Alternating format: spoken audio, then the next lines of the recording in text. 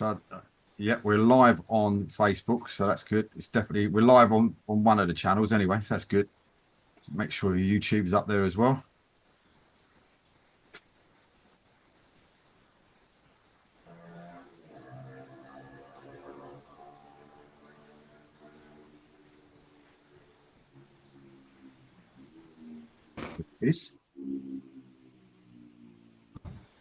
Just need to turn my phone down, otherwise we get a feedback and it's a bit of a nightmare.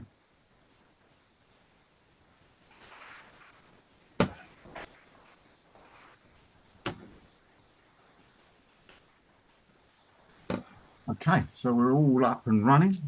Got sheets of paper everywhere for cup drawers all in front of me and everything else, so it's all good fun.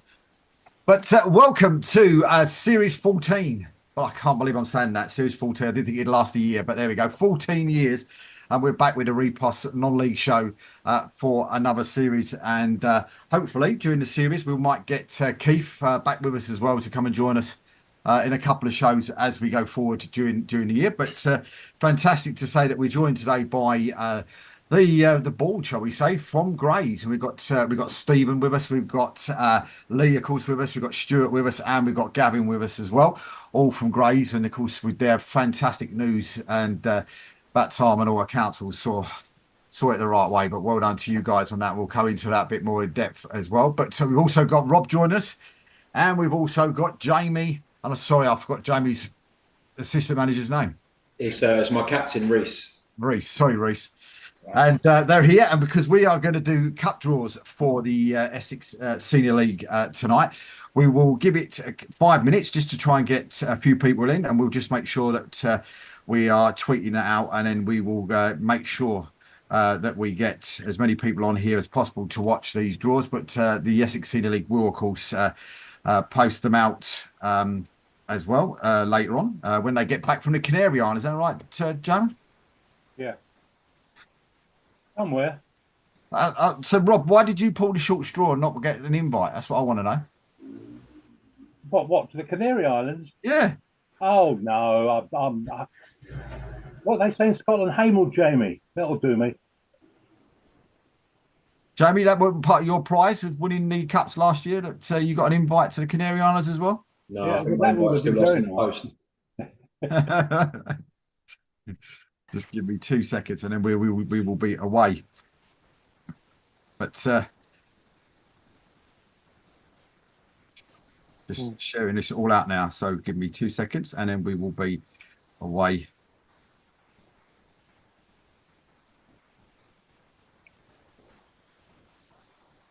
So then, right. So if we start with Gray just for a minute, Jamie, we'll come straight to you with all your little tiles in front of you as well, and we'll try and explain the draw. But I must ask the guys from Grays first. I mean, you guys must feel like it's a weight lifted off your shoulders, isn't it? And now that you've been given that the go ahead for the new stadium, Lee. Yeah, I think so, and I think for us, it sort of safeguards our future, and I think that's a huge weight off our shoulders. It's probably something that's been weighing heavily for a long, long time. So just to know that we've got a home, somewhere that we can call home for decades and generations to come, that's hugely satisfying. And yeah, I can't tell you how pleased and thankful we are for everyone's help and support to be able to get that far. But yeah, we just want to look forward now. So yeah, we're really pleased. I mean, the other guys, Stephen, Stuart, Gabby, I mean, it must be like a godsend for you to actually now know you've got your own ground. And I suppose a quick question before we go into the in-depths of the club and that after the draw. I mean, when are you looking to get in there? Is it next season? I think I'll let Gavin answer that one. He's our voice, so he can go ahead with that. Yeah, go on, Gav. I mean, that's the hope. There's always you got to have something to aim for, right? And the hope is that it will be next season, but there's lots of legalities to the transfer, so it's not entirely in our hands. But as soon as we are kind of given those keys, we've got just lots of fabulous volunteers that will be in with shovels and spades and lawnmowers, trying everything to get it ready for that season. So we're lucky enough to have those volunteers, to be honest. Well, we'll come back to you guys in a minute. I mean, let's go into these cup draws for the Essex Senior League. And guys, I mean, Joey, do you want to explain the format of how we're going to be pulling these out, or do you want me to try and explain it? Yeah, I can explain it. That's fine. So we've got the Reserve Cup to draw, the preliminary round, where there'll be 5 matches drawn, and the rest of the teams will receive a bye. And then we've got the preliminary rounds of the Errington Cup and the Peter Butcher Cup also, which will be 4 preliminary ties. Everyone else will get a bye, but we've been asked to do it in a way where the same teams don't get drawn both ways. So there'll be chips that become eliminated from the second draw, just so that the same set of sides don't get the byes. And then we're going to come back once we've sort of rearranged the chips to be able to do the first round draw, so we know who's playing who in the first round as well. So let's if I can read out. So should we start off with which one do you want to start off with, Jamie? Do you want to start off with the reserves? Start off with the reserves, yeah. So this in front of me, then these are the numbers that you guys will be looking out for. Number 1 is Buckhurst Hill Reserves. Number 2 is FC Barazy under 23s. Number 3 is Haybridge Swifts Reserves. Number 4 is Holbridge Sports Reserves. Number 5 is Hutton under 23s. Number 6 is Ilford Reserves. Number 7 is May and Baker Reserves. Number 8 is Redbridge Reserves. Number 9 is Southend Manor under 23s. Number 10 is White Ensign Reserves. Number 11 is Abley under 23s. Number 12 is Barking under 23s. 13 is Basildon United Reserves. 14 is Billericay Town Reserves. 15 is Bowers and Pitsea Reserves. 16 is the one you're looking out for, boys. Grays Athletic Reserves. Number 17 is #United Reserves. 18 is Sawbridge with Town Reserves. Number 19, Takeley Reserves. Number 20 is Waltham Abbey Reserves. And 21 is Walthamstow under 23s. So over to you, Jamie and Reese. And yeah, Reese is going to pick the chips out of the bag. And like I say, it'll be 5 matches, so 10 teams drawn, and then everybody else will receive a bye. So I'll write them down as well as we go, just so that we make sure that we're all on the same page. Okay, Reese. Yeah, first one's number 16. Number 16 is Grays Athletic Reserves. Thanks for that, Jamie. At least for a home draw. Yeah, there you go. Number 12. Number 12 is Barking under 23s. Okay, local. Okay, so that'll go down as match 1, and then now to match 2. Number 5. Number 5 is Hutton under 23s. Number 18. And number 18 is Sawbridge with Town Reserves. 17 is #United Reserves.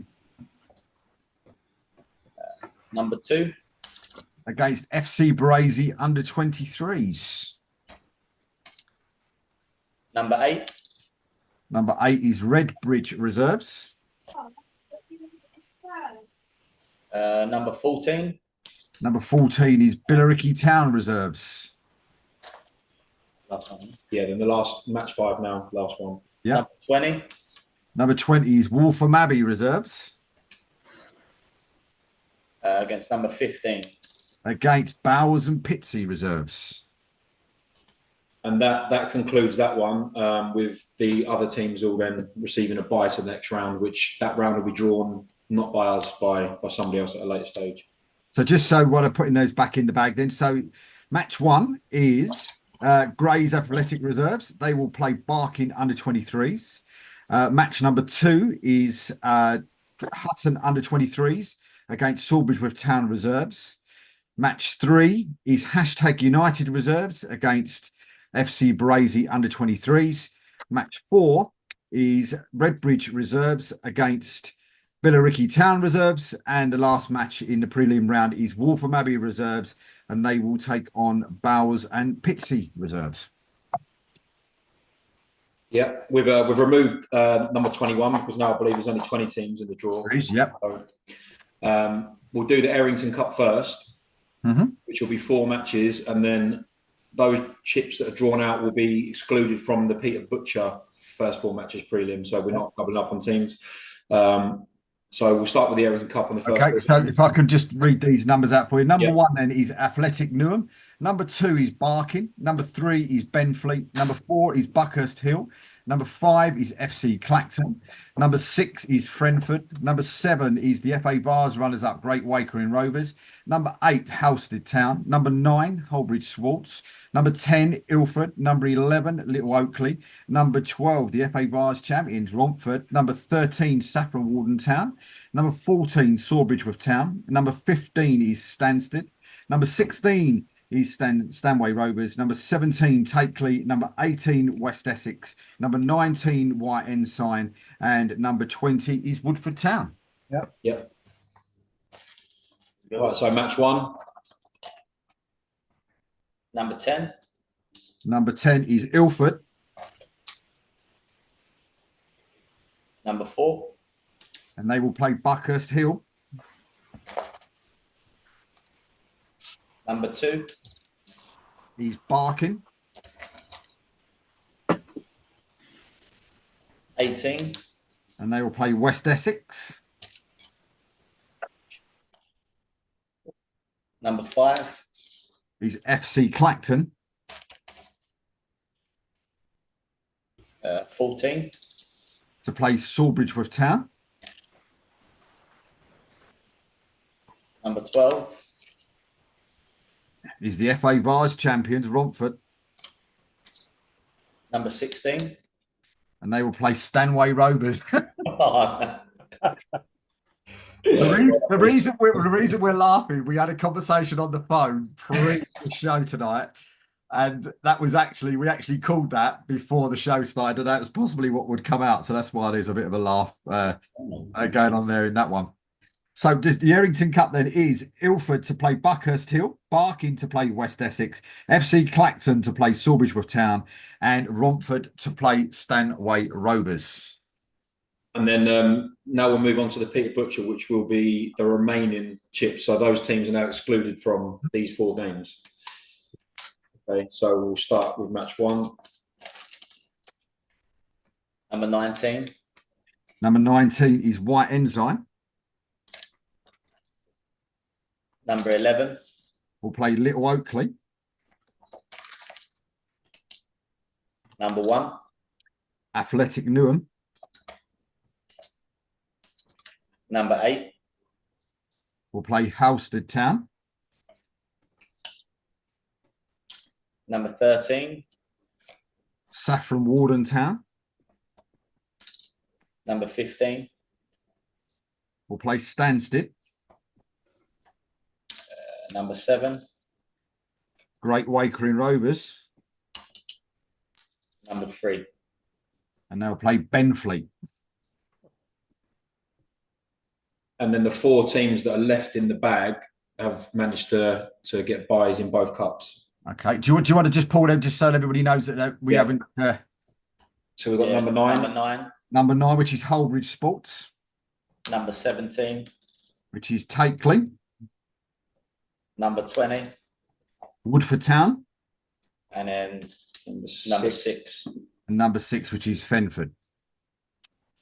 So there we go then. So just recap those draws. And the Errington Cup is Ilford versus Buckhurst Hill, Barking versus West Essex, FC Clacton versus Sawbridgeworth Town, Romford versus Stanway Rovers, and the Peter Butcher Cup is White Ensign versus Little Oakley, Athletic Newham versus Halstead Town, Saffron Walden versus Stansted, and Great Wakering Rovers versus Benfleet.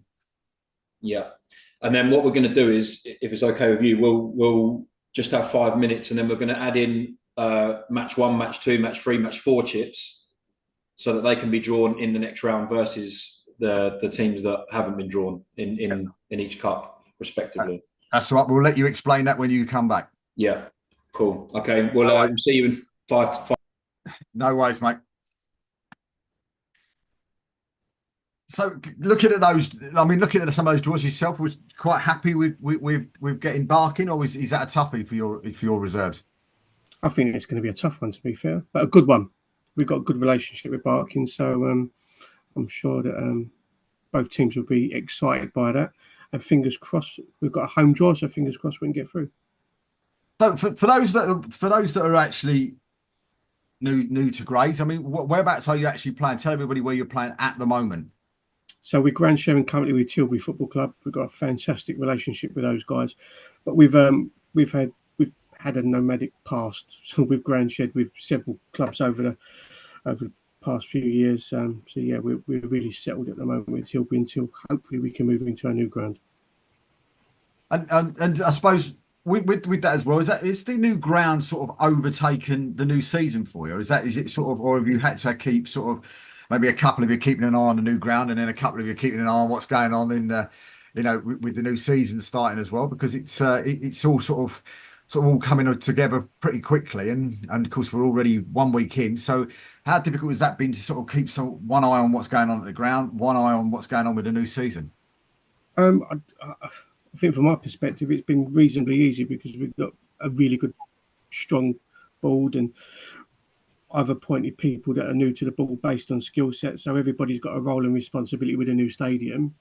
So no one person takes a huge amount of responsibility and too much of a burden on their shoulders. So we're able to split the responsibilities up between us. But of course, in terms of the new football season, we're incredibly excited about that, and we're a couple of games in now, and yeah, we was able to manage ourselves accordingly. But yeah, don't get me wrong, it's a huge amount of work, and it's a fabulous time for the football club. So we have to be measured in our approach, but we've got really good people like Steve, Gavin, and Stuart on board, and we've got the experience of Glyn Jarvis and Steve Skinner and people like that. So we're quite blessed, really, with really good people around us that are able to focus on what needs to be focused on at the right times and try and be measured. But we can't help but be excited, David. I've got one question for you because it comes to mind, because it was a question that we were. I was at a game at the weekend and noticed that Mildenhall were playing at home, and see they're playing against you. But how was that experience? Because am I right in saying that, of course, on social media during the week there was a big fire at their ground? Yeah, to be fair, but when we got there, we asked the question, what was going on? Is everything okay? Is there any special adjustments that we need to make? But everything was absolutely fine, and they're great people down at Mildenhall, and we've got a really good, strong relationship with them historically. So it wasn't a problem, and yeah, the game went off without any behind the scenes issues. And on the field, it was a fabulous game as well. So all in all, it was a good day. Disappointing from our side, from the football side of it, but all in all, it went off with no issues. I was just about to ask that. I was going to say to Stephen, I said, I mean, if Stephen was there at the weekend, I mean, I know how it feels because I'm vice chairman now down at FC Romania, and we conceded a goal in the 95th minute for a draw, and you conceded one in 91st minute for a draw. I mean, what was that? What was it like? Well, personally, out of the four of us that are on here tonight, I was the one that wasn't there. I had a prior engagement there, family engagement that I couldn't get to. But from my point of view, watching from afar, it's probably it's a different type of frustrating. You know, you're seeing the scores come through. We take the lead twice in a game away, which, you know, anywhere when we go in Suffolk is always a difficult ask when you go away outside the county. I've spoken to both Lee and Gavin since then, and, you know, other than the fact that the disappointment of losing that goal, there was a lot of green shoots throughout the whole day with, you know, plenty of chances. Another day we you know, not quite cricket scores, but, you know, that last minute goal wouldn't have mattered so much if we had two or three of the other chances and a few more on top of that we'd taken one or two of them. So I think we can be frustrated, but I think a point away is always a good point. You know, if we sit here where we were last season, and we weren't in the same position as what we are now, I think, you know, we take that and run with that and lick our wounds a little bit, but prepare ourselves for a really tough game on Saturday in the FA Cup, as Whittam have started their season really well as well. So it's going to be a tough ask against Gary Kimball and his team. I was going to say, because if you look at the football web pages, Stuart, Gavin, and if you actually look at the website, it almost makes you look like you're playing two legs against Whittam, because according to this, you're playing them on the 17th and you're playing them on the 18th.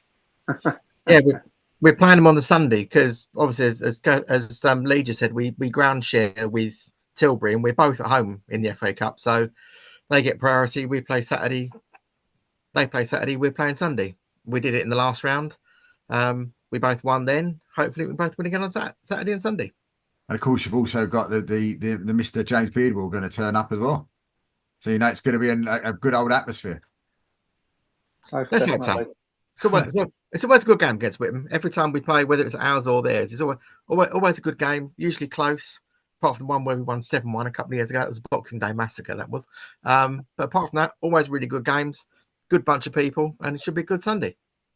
I mean, this year though, I mean, with the league this year, I mean, how do you see the league this year? I mean, to me, it looks like it's back to being an extremely strong league again. You know, there's been a few years where you look at it and think, well, there's been a couple running away with it, but if you look at some of the teams that are now in there, you know, Waltham Abbey have come across, of course, from the Southern League, and you've got the likes of Cambridge City in there, and Haybridge Swiss taken over by Julian Dix, and you know, and others that are in the Concord Rangers that have come down, and it's going to be a very tough ask for, you know, that for everybody, not just for Grays, but for everybody to get into that sort of top 6 area, top 5, top 6. Yeah, I think there's some really, really strong teams in there, and some really big budgets as well being spent weekly, which we could only dream of. But that doesn't mean anything, really. We want to make sure that we're looking after our own interests, and we feel that if we can get a good couple of results early on under our belts, and we can build a little bit of momentum, and hopefully we've had a good pre-season, and hopefully winning becomes a bit of a habit, like losing become a bit of a habit for us last season. So hopefully the tables have turned a little bit. But there's some fabulous clubs in that North Division this year, and I think you'll be hard pressed to find stronger opposition than Bury. I think they're going to come really close. Cambridge, I think they've come in, and I think they've got a little bit of money to spend. Yeah, Felixstowe again, I think they're going to be close.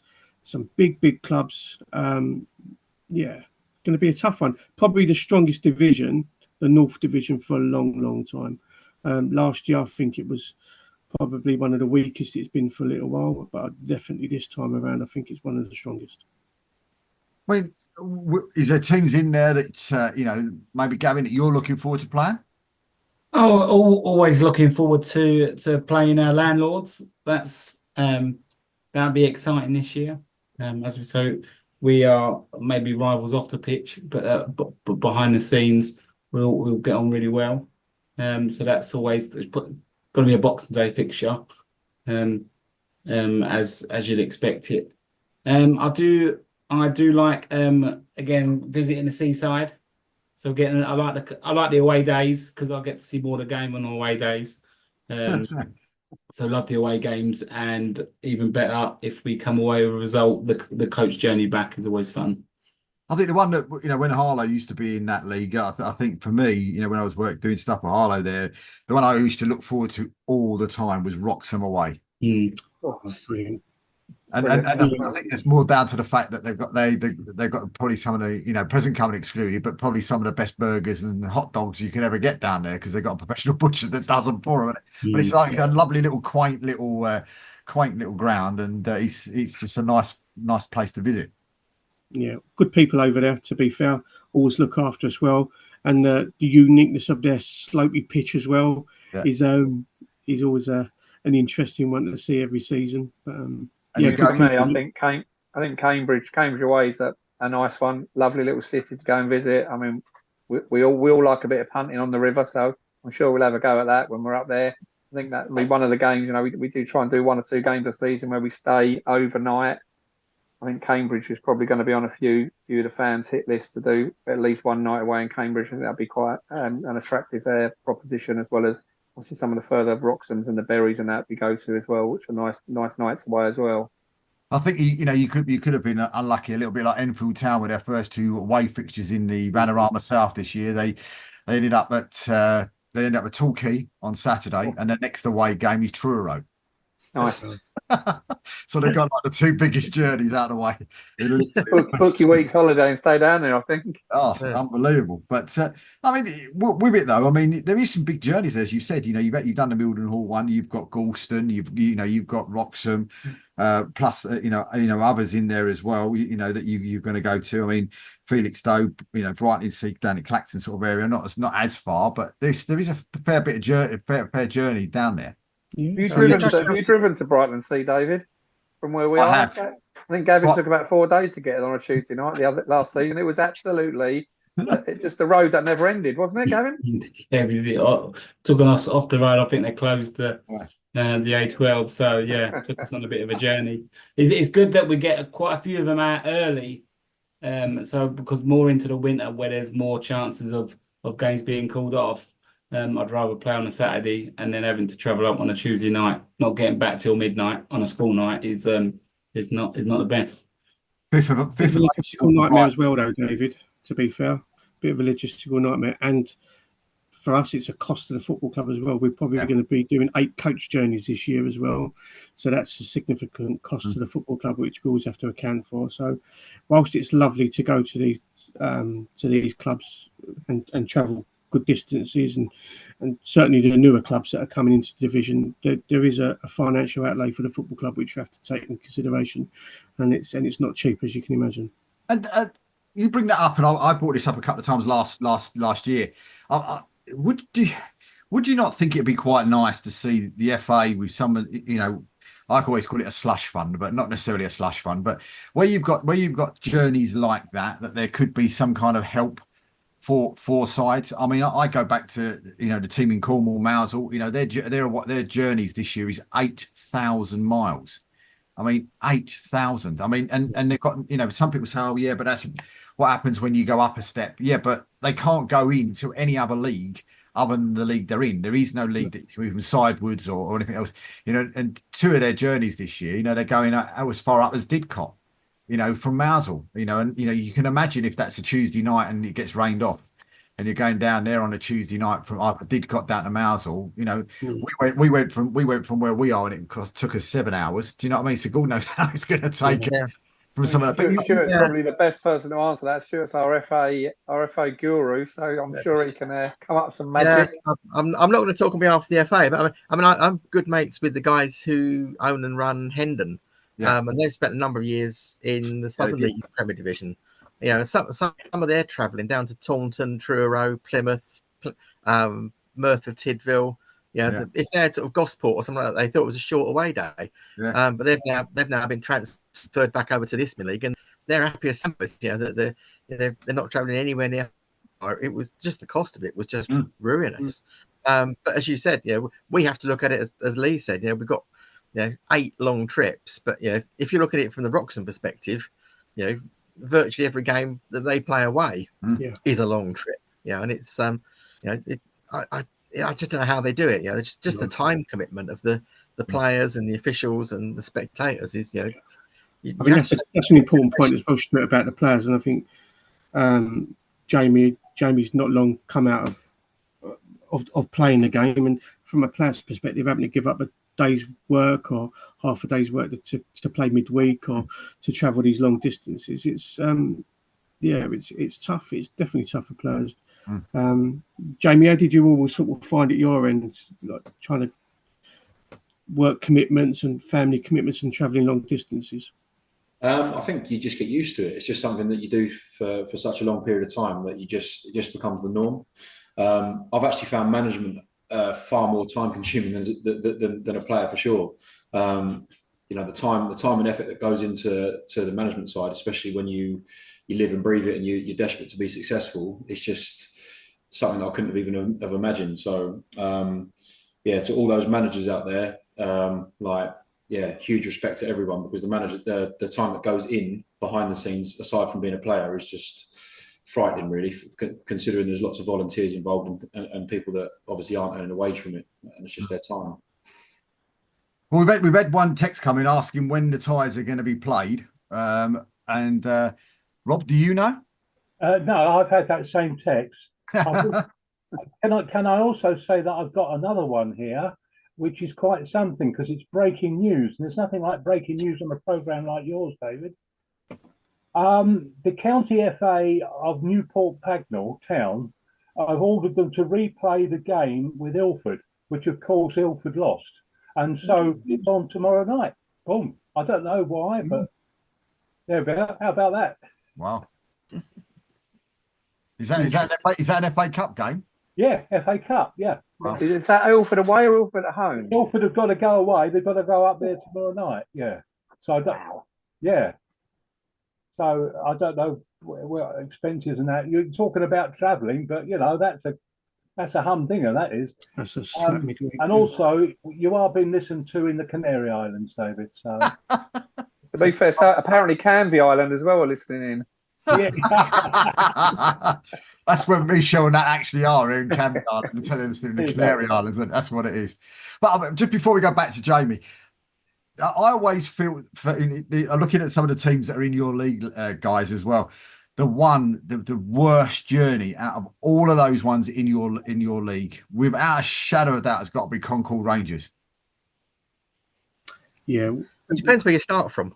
Oh, if you're in Canberra, you're all right. But if you're anywhere else, you're in a making sure we can get the game on. To be fair, they've struggled a little bit with their pitch. To be fair, and getting games on hasn't been easy for them. So yeah, we played them in one of the cups last season, and that was a bit of a struggle trying to get that game on. So yeah, not one of the easiest grounds places to get to. I'll be honest, no. So Jamie, back to you then. So we got the next round. You'll have to explain this because I've got nothing in front of me. So I'll let you explain. Yeah. So we're going to start with the Errington Cup. So the teams that have already been drawn out are now under match 1, match 2, match 3, match 4. So for example, the chip that now reads match 1 will be the winner of Ilford and Buckhurst Hill.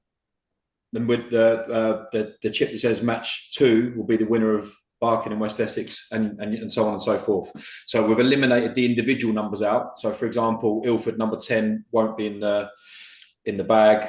Buckhurst Hill number 4 won't be in the bag because they'll be under match 1. Yeah. Mm-hmm. Okay, so for everybody hoping, this is now to draw semi-finals. This is now the last 16, so we're now getting down to the 16. So, yeah, essentially, the first matches is to obviously get the number to a point where it can. Okay, so do you want to read out the numbers then that you've allocated to the different teams and ties? Yeah, so we've got M1 or match 1 will be Ilford and Buckhurst combined in one chip because we know they're playing the first round. M2 will be Barking or West Essex. M3 will be Clapton or Sawbridgeworth. M4 will be Romford or Stanway, and then everybody else's individual number will be in the bag to be drawn against each other. And then we'll do the same for the Peter Butcher, but obviously there'll be different chips we have to then eliminate, and according to who's already been drawn out. Okay. Away you go then. Let's do it. Number 13. Do you know that? Did you hear that? Number 13. Yeah, 13. Go on. Who have you got for 13? Well, the numbers, so the individual numbers are remaining the exact same, yeah? Oh, is that going to say? What's the Saffron Walden? Saffron Walden, yeah. Saffron Walden Town. Stanway. M4. Okay, it's 4, which is Romford or Stanway Rovers. M3. 2 So seconds. M3 is Clacton or Sawbridgeworth. Clacton or Sawbridgeworth. I'm just flicking backwards and forwards because I'm on a different page. 17. And they will play Takeley. 8. Which is Halstead. It's Halstead Town. M2. Which is Barking or West Essex. Number 1. 2 seconds. Number 1, which is Athletic Newham. Against number 6. Which is Brentford. M1. Which is Ilford or Buckhurst Hill. Number 20. Which is Woodford Town. Be number 9. Number 9 is Hullbridge Sports. Number 19. Which is White Ensign. Number 15. Which is Stansted. Number 11. Little Oakley. And that concludes that round, and obviously the draws that we're doing for the Errington Cup. And if you could just give us a couple of minutes, we're happy to stay on, and we'll just just adjust the chips around for the Peter Butcher. So we need to just remove the correct numbers. Okay. Can you read through those, David? Because I've missed one. Yeah, I've missed one too. Have you Yeah. missed him? Where's Great Waken Rovers? 3 against 7. Oh, sorry. We thought well, I didn't realise Reece didn't tell me there was 2 more chips in the bag. So we've got 3 at home to number 7. Thank you. Okay, so that's Benfleet against Great Waken Rovers. That's it. So that is then. So we have Saffron Walden Town versus Romford or Stanway Rovers, Clacton or Sawbridgeworth Town versus Takeley, Halstead Town versus Barking or West Essex, Athletic Newham versus Fenford, Ilford or Buckhurst Hill versus Woodford Town, Holbridge Sports versus White Ensign, Stansted versus Little Oakley, and Benfleet versus Great Waken Rovers.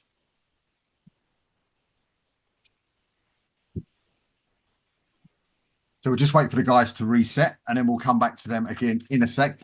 I mean, with it, with the actual ground, I mean, for those that are actually sort of wondering and stuff, I mean, talk us through sort of the timeline and one, how you sort of got all the ticks in all the boxes, and where when do you feel that you might be able to start playing games on it, even if it's not league games. It's been a long, drawn-out, protracted process, to be fair, and it's been quite draining at times. In terms of the timeline moving forward, we need surveyors in to come and have a look at what works need to be done. Then we're in the process of acquiring the right level of funding and the grants. That's why we brought Stuart on board, because he's our grant and funding guru. And so, Stuart, I'll let you talk about that, mate, and sort of how that sort of side of things work. Yeah, I mean, we're looking to the Football Foundation, hopefully, to put a level of funding in, and that was contingent upon us retaining our step 4 level at the end of last season, which we did, which was good. But as most of your listeners will know, Football Foundation will only fund 75% of the costs of most things. So even if they put cash up front, there is still a fundraising effort to find, and that's either got to be from other trusts and foundations, from local companies, sponsors. Steve Stewart was on the call, has done a great job for the club, getting commercial sponsorship on board and trying to build the club's name back into the local community. It's so hard when you haven't got your own base to actually go out to sponsors, businesses, commercial companies, and get them to try and get them to come on board when you haven't actually got anything you can show them that's yours. But we're really hopeful that now that we've got the ship lane entity, and once we finally get all the legal doings sorted on that, and it is actually ours, and we've got something we can show them and say, well, if you want to put some money in, you could do this. You could put X number of thousands of pounds into the changing rooms, or the stand, or the clubhouse, or the pitch, whatever it may be. But you can only do that when you've actually got something tangible that you can show them, and that's going to be such a leap forward for the club. And I mean, with the actual ground, people seen the pictures of the Tarzan set on the pitch and stuff like that. I mean, how long before do you think, is it going to be a grass pitch there, or is it going to be a 3G? I think first of all we'll try and get the grass pitch in, and then I think medium to long term we'll look to get the 3G pitch in now. We want to make it a community use venue where the whole community can benefit from, and we can only really do that properly by having a 3G facility. So that's more medium to long term, but grass I think is probably the way forward initially. And Gavin is going to be our clubhouse guru, and getting all our licensing up and running, and making it a viable space to host events, and making it a venue where all of our teams can come and benefit from. So we really want to get the pitch up and running and the clubhouse running as soon as practically possible. I think the changing rooms is going to take some work. We've not actually been able to look at those properly yet, so we anticipate a lot of work there. The rest of it, I think, is going to be just a bit of elbow grease, a lot of weeding, a lot of decorating and that type of stuff. But Gav, do you want to talk about the clubhouse and that side of things? Yeah, I mean, again, the clubhouses will be important for us commercially. So to get that up and running, and it's not in a bad state, to be honest. Just so maybe a bit of freshening up. We also, as Lee alluded to, got to get the licenses sorted out. But we'll get that started as soon as we've got those keys. And then yeah, we'll reach out to the community. We can have hold events there. The events that we've held in the past have been at other people's venues. So it'd be nice to again have our own space to run things. And yeah, look forward to it. Look forward to having a kind of a sports bar with memorabilia all over the wall. So yeah, great. Get to chat people at the pub and stuff like that. So yeah. Again, yeah, it's so difficult from the fundraising perspective, that not having your own venue, your own premises. You're almost, I mean, we're hugely grateful to Tilbury for hosting us. We hold events at Tyrrell's Hall in Grays, and again, hugely grateful to them for their, they're a sponsor of the club. Absolutely brilliant, but it's not ours. We're not generating our own revenue. We're paying. It's not our bar. We're not losing money on the events, but we're not generating anywhere near as much as we could, and that's money that will go back into all of the teams right across the club, right across the local community, and that's what we're trying to achieve. And is that a case as well? Like as well, you'll get all the youth teams and stuff over there that to come over, and you can use it then as a family based club as well as just the first team. Absolutely, we want to be one club. And to be fair, we are that one club. We are that community asset, and we want to make sure that everybody benefits from the stadium in whatever form that is. And that could be helping Steve with his charity and having that as a location where we can help support the homeless people within the local community and have a food bank location. We want to be able to hold disability football within the local area, so our local people haven't got to go miles and miles and miles for a specialist facility.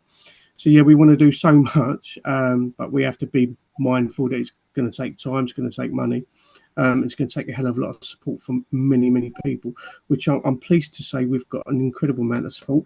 And Steve is already supporting us in trying to pull together all of those volunteers who can offer support and specific services with grants and stuff like that, where we're going to have to specifically go with certain contractors. Steve is working with a hell of a lot of other contractors who will actively give us their labour, their support for next to nothing, or if not, for some sponsorship and stuff like that. That's Steve? How's that going from your perspective? Yeah, look, we've had a hell of a lot of people. It's been really surprising since the announcement that we were getting Ship Lane. It was over the line. What seemed like a long time ago now, about only a few months back when it was all announced, and the frustration of getting there. But we've had a lot of people that have contacted the football club saying, look, we want to help, we want to be involved. It's really been quite interesting and intriguing that we are a club that a lot of people still look at, although may not have turned up to support us over the last few years, especially in these nomadic years. And the support that's out there and the help that's out there is incredible, far more than what I'd ever know. I've been around the club sort of 5 years, pretty much like Lee and Gav, who have been a couple of years longer than me, but Stuart's seen the good days, the bad days, and the really, really bad days.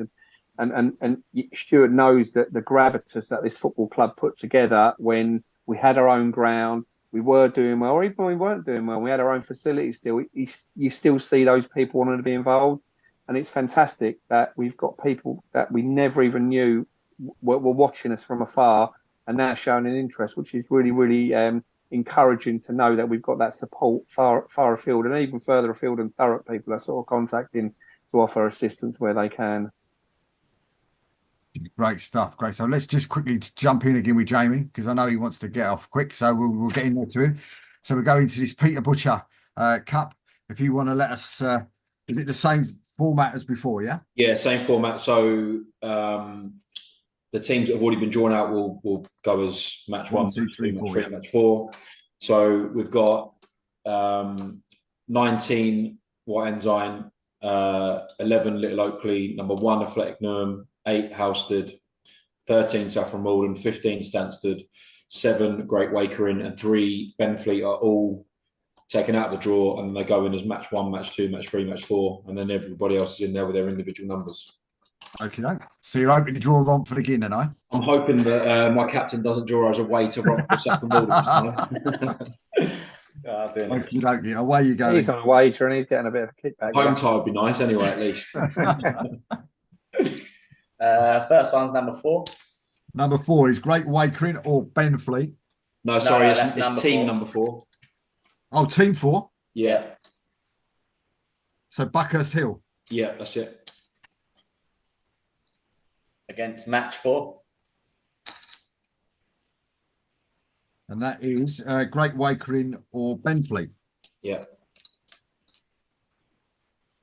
Number 2. Which is that team 2 or match 2? That's team 2. team Team two. number Team 2. 2, that's Barking.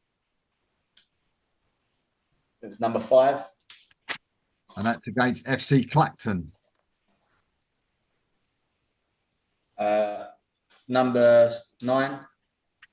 Number 9 is Holbridge Sports.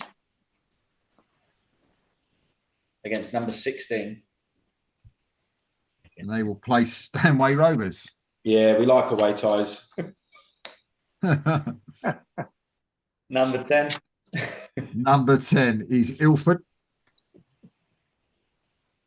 Against match 2. Against match 2, which is Athletic Newham or Halstead. And then match 3. 2 seconds. Match 3, which is Saffron Walden or Stansted. Against number 6. Against number 6, which is Fenford. Number 20. That is Woodford Town. Against number 17. And they will play Takeley. Number 12. Romford. Number 14. They will play Sawbridgeworth Town. Number 18. 2 seconds. Sawbridgeworth. Number 18, Yeah.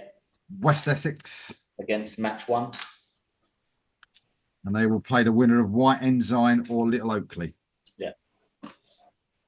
Right. On behalf of the league, thank you very much, Jamie and Reese, for what you've done. No worries. I can tell you that the prelims of the Cups are week beginning 23rd of September.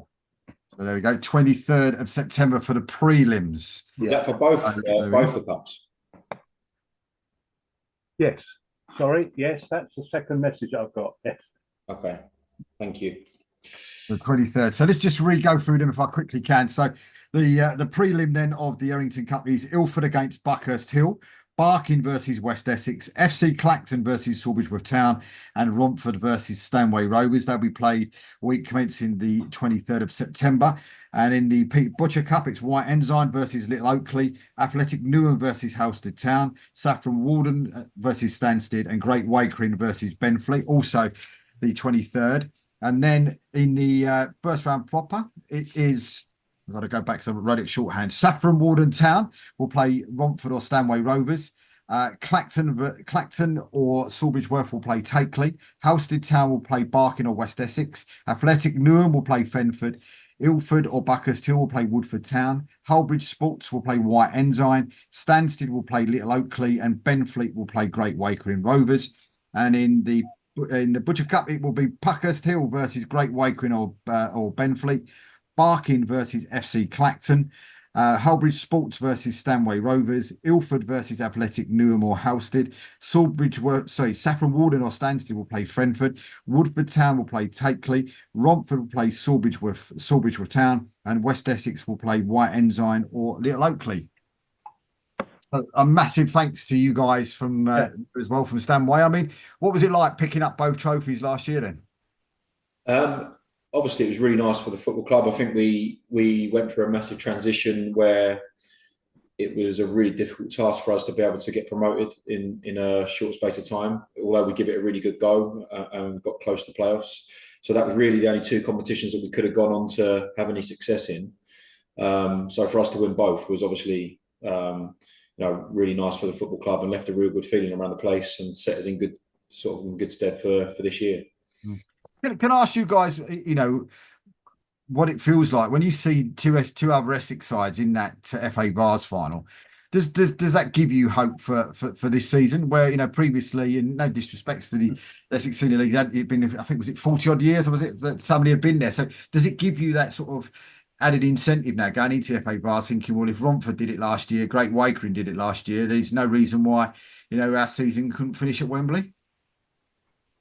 Yeah, no, definitely. I think it's obviously a really big pull for the level as well in terms of the two, where you have the FA Trophy and FA Vars. The trophy obviously being really difficult, where you're playing sides from steps above, but you're the highest step, if you like. And I always, it's mad to think, like you said, it's been like 40 years, because our league, the senior league, I think is so competitive in terms of, if you look at that step across sort of the area and stuff, I think you've got really good sides and really ambitious sides. There's lots of big clubs at this level.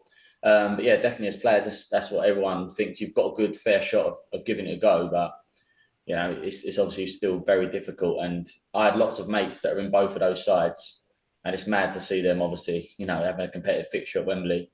But yeah, definitely something to be ambitious for, and we want to give it a good crack. But that's the way to start your managerial career, though, isn't it? Picking up a trophy at Wembley. Yeah, it couldn't really get much better than that, could it?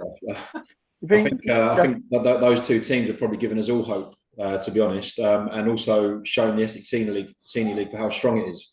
To have two sides that actually didn't even get promoted last year be in the final of the FA Vars, every single team across the country in Step 5.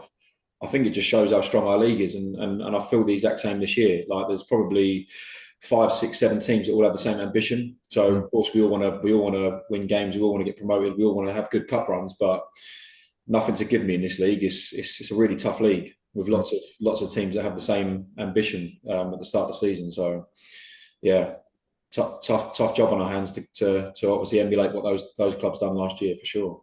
Yeah. You was going to say something, Rob? I've just, you never know what could happen, and it's the right level for Step 5 and 6, and you could just dream, because dreams come true, and they came true last year. Yeah, no, absolutely. Lee, would you love to have seen Grays, or maybe this season? Could this season be your year in the FA Trophy? Because all church showed it's possible. Who knows? That's the dream. That is definitely the dream. It's actually our 20th anniversary this year of our first FA Trophy win against Hucknall Town. So it probably seems like a million years ago for the football club, especially with everything that's happened to the club. But it's days like what Romford would have experienced at the end of last season that live long in the memory. So we would love to have a really good run this year. But yeah, there's some fabulous clubs in it, of course, and it would take some doing just to get past our first round. So who knows? It would be lovely. We can dream, but we dreamt that 20 years ago, and it happened the season after that as well. So we're lucky to be one of them clubs that have actually experienced it, not just once but twice. So I mean, I'll be honest with you. I mean, I was there on the day. I was helping out Romford on the day, and to be really honest with you, I could not believe how Wembley actually treated the two clubs. I mean, it was they could have been Man City and Real Madrid. That's how well they treated them. I mean, dressing rooms, inside the dressing rooms with all their emblem on the floor. And it was just you could go where you wanted to go, etc., etc. They was all sort of like interviewed the way that the Premier League and top European clubs did in the walkway and stuff. It was an incredible day for those young men that were taking part. Maybe not so much in Scott Doe, because he's not necessarily a young man anymore, but you know what I mean. Most of the others, it was nice and fantastic for him to be out there and just be treated like an absolute superstar for the day. And I think that was what I took away from it, more than the score or anything that happened on the day. Just that feeling of them guys being treated like superstars for that full sort of like day that they were actually at Wembley for. I say they couldn't have treated them any differently if it was Ronaldo or Messi playing. It was absolutely incredible. But I mean, Grays itself, though. I mean, for this season, I mean, what is the dream? What are you hoping for? I mean, are you hoping to sort of get into, the new stadium and be step free? Smash the league and win the trophy. You have to remember, Dave, when we won our 2 FA trophies back in 2005, 2006, was at the time when Wembley was closed, when it was being refurbished. Yeah. So as a club, we never actually played at Wembley. We played one final at Villa Park and the other at Upton Park. Don't get me wrong, wouldn't swap them for anything. But we've never had that Wembley experience. So, yeah, we'll have it this year. The amount of times Glenn Paul told me that. I think you're still telling people that now that he could still do it. I mean, but even so, though, I mean, those, say this with that, and there is that carrot there, but is it realistically you're looking to try and get out? Do you feel you've got a team that's strong enough maybe to challenge for playoffs and automatic promotion? I think Darren set himself a really good staller. He was not fortunate, but when he come in, to steady the ship, he had a long period of time which he kind of used that as a pre-season. Obviously his remit was to keep us up, and he's used that time there and afterwards, and he's done some really good stuff in pre-season with the boys. He went to Bisham Abbey to get a weekend away together and to train together. So I think Darren's really got a good ethos about what he's doing with the football club, and I think secretly we're sitting there, not putting any pressure on Darren or the players, but we'd like to be certainly nudging and pushing for that playoff, for one of the playoff spots. Depending on how obviously the league and the season goes, but we'd like to quietly think we can do that. A nice cup run, personally from the club and the director's point of view, which put a couple of pounds into the till, which is always really handy. And depending on how lucky we get with that, we could sort of filter some of that stuff around the football club. Darren might be fortunate to be able to have a couple of shekels extra if we're doing quite well at that time. But the cup run's inevitable for that. But I think it's a bit of optimism amongst the fans, the directors, the club, trying to keep the lid on it. But there's a little bit of optimism there, I believe, and I think we've got a puncher's chance to do something in the league this season, definitely. There's a lot of unknowns as well. If you look at our squad, they're not the household names that you've probably seen doing the rounds that do 3 or 4 clubs every couple of seasons. We've got young lads who have got good pedigree, something to prove, and we've got legs in our side, which we've probably not had for a little while.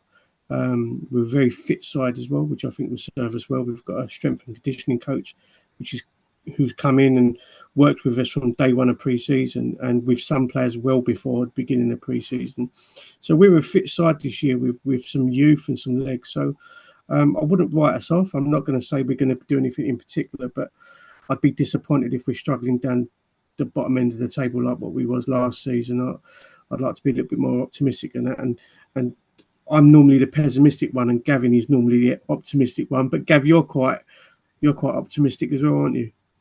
Yeah, I mean, for me, we just got to do better than last year. Last year was results wise was not nice, and there wasn't much to cheer about last season. But I feel that we're going to have a lot of good days where we will have something to cheer about. So I've been around the team, some training sessions, so I've seen the boys, and just to echo what Lee said about the fitness is unbelievable with these players this year. So whereas last year we were probably losing games last 10 minutes, I can't see that happening this year.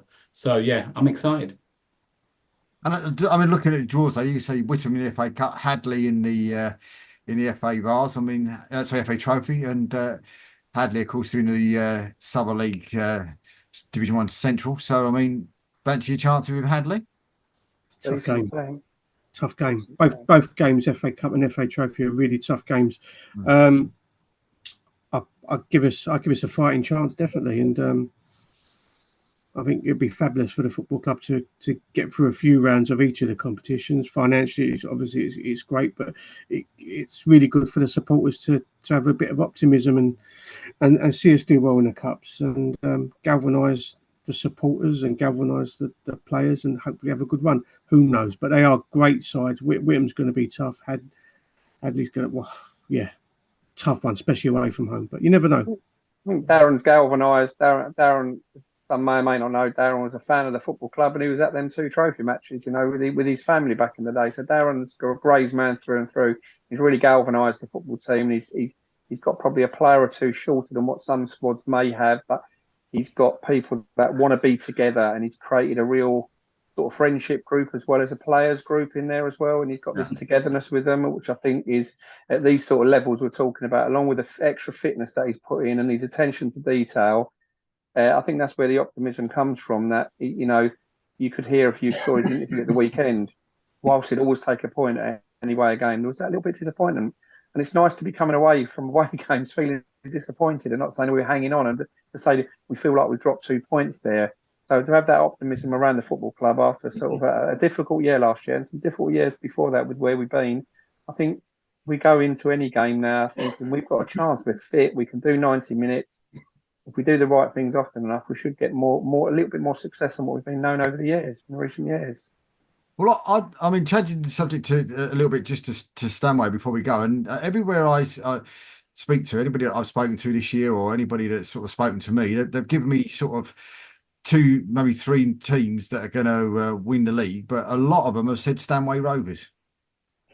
Well, it's a difficult one because if you go back to last year, Tilbury lost the first 3 games and then went undefeated for 23 games. So it's early days, I suppose, in a way. Then you get a situation that happened on Saturday where you've got a team that were top of the league and get beaten 6-1.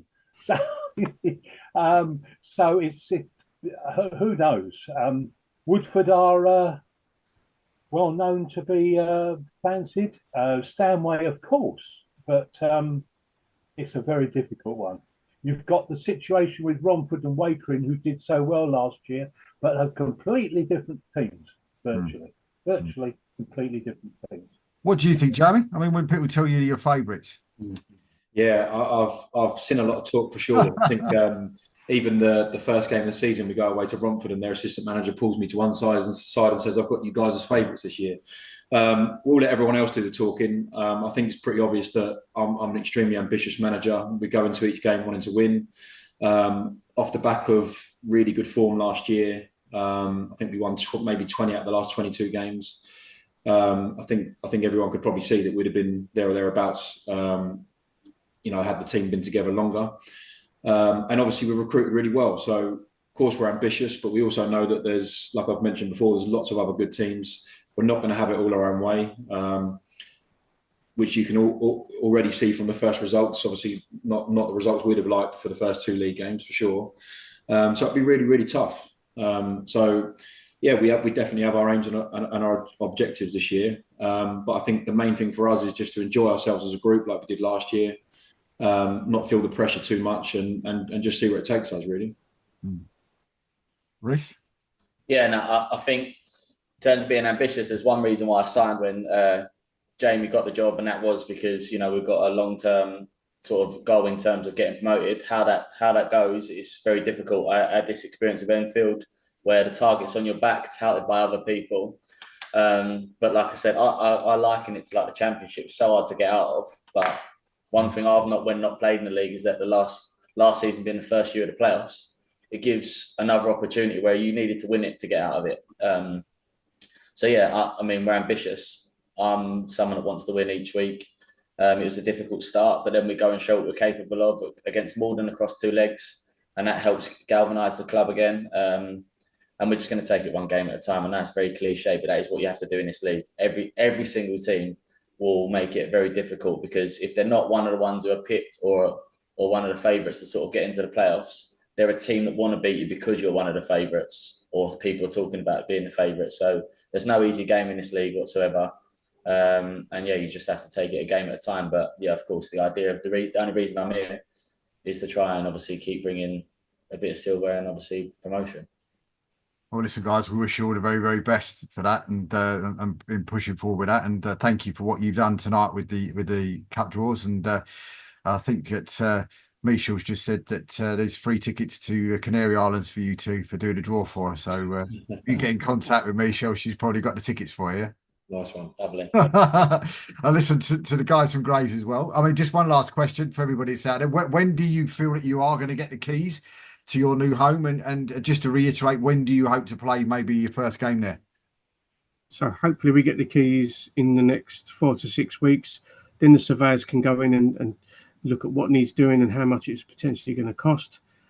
If we had a magic wand, and our ambition is to be in there for season 25-26, but that's dependent on a lot of hard work, graft, money, funding. So that's the plan. Yeah. Well, listen, guys, again from you guys as well, massive congratulations on finally getting that home, and we do wish you all the very, very best and moving forward this year, and of course as well with the ground as well. A massive thanks to Rob for joining us as well, making everything official, of course. With those draws, well, I'll be back next week, but of course don't forget on Wednesday night you see the return of the Southern League Goal Show. You can pick that up on the Southern League YouTube channel, and I've already edited most of the show. I can tell you there is some absolutely incredible goals, especially a game between Marlow and Winchester City. There's 2 goals in there that were, well, absolutely incredible. So well worth a watch to get to see those goals. You can see that on the Southern League YouTube channel. And I suppose I'm going to be a bit, selfish when I say this. But of course, if you're interested and you're around on Wednesday night, you've got nothing to do on Wednesday night, get yourself over to Chesham Football Club, because my side, FC Romania, are at home to London Colney. So Colney Heath, should I say, in the South Midlands League. So make sure you get yourself down to there. If not, but selfless pun, I've got to do it, and otherwise I get told off. But a massive thank you for everybody for watching tonight. A massive thank you for all the guys that have participated today, and we'll see you next week. Good night. Thank you. Cheers.